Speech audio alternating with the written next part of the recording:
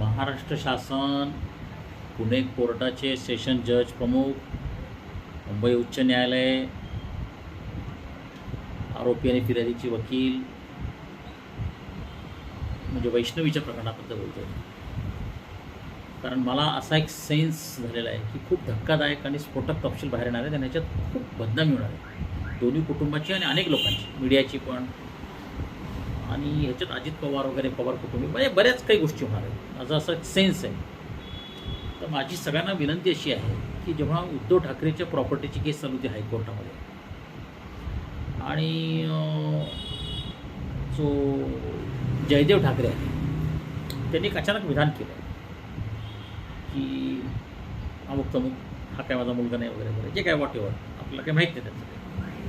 तर लगेच हायकोर्टाने केस थांबवली, इन कॅमेरा केली आणि पुढचं हिरिंग काही बाहेर आला नाही मीडियामध्ये.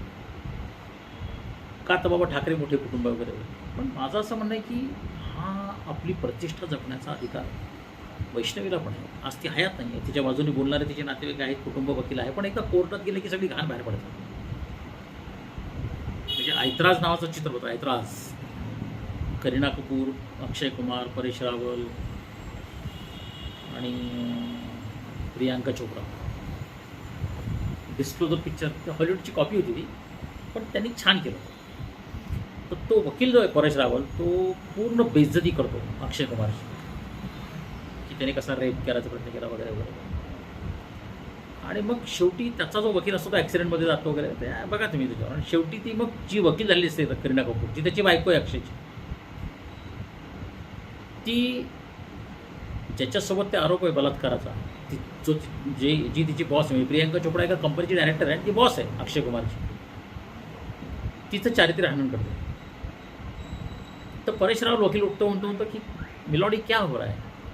तर ती म्हणते, करीना कपूर वकील म्हणते की जैसे तुमने मेरे मिस्टर का कैरेक्टर पूरी दुनिया को बताया, वैसे मैं आपके कायम का कैरेक्टर बता रही हूँ.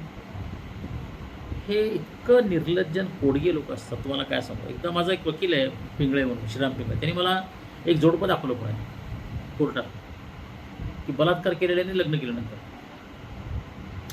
तर माझा असं विनंती आहे की सगळ्यांनी मिळून एक अर्ज द्यावा पुणे न्यायालयाला, एक पब्लिक अपील करावं की ह्याच्यात मीडिया ट्राय, आता मीडियाने कव्हर करू नये. जे जजमेंट असेल त्याचं डिस्कशन काय करायचं का, दैनंदिन जे काही सुनावणी चालू आहे त्याच्यामध्ये वकिलांनी बाहेर येऊन बोलायचं नाही आणि सगळं इन कॅमेरा होईल.